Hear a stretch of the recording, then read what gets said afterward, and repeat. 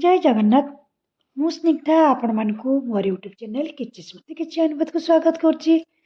सांग माने प्रथमे आपण मानकु बौल अमावास्यार हार्दिक शुभकामना जणे आजिर भिडियोटी स्टार्ट करछि।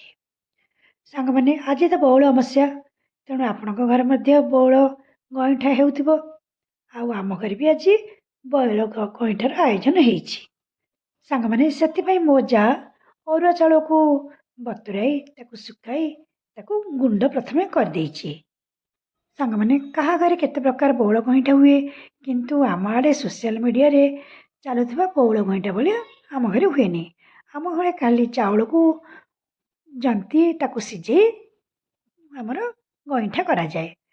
आउ सांग माने खाली तो गईठा खाइया को भल लागिबनी सेति पई ता संगे आमे किछि मंडा पिठा मध्ये करिछु।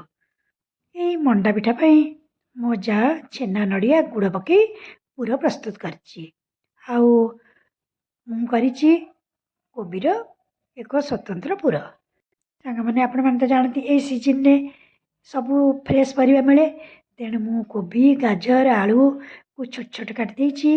आउ किछि फ्रोजन मटर आउ किछि साधा मटर ताकू पकई परिबा को भाजी सेथिरे मसलाटी प्रस्तुत करछि। जेहेतु आज सोमवार आम घरे आज बिना पियाज रसुण रे खाती तेणु मु पियाज रसुण न पकई मसला रे अदा बाटी मसलाटी प्रस्तुत करछि। तेणु एई अदा सहित किछि जीरा गुंड धनिया गुंड लंका गुंड हळदी गुंड गरम मसला आउ सब्जी मसला पकईछि। आउ एपरी भाबरे मु पुरटी प्रस्तुत करछि।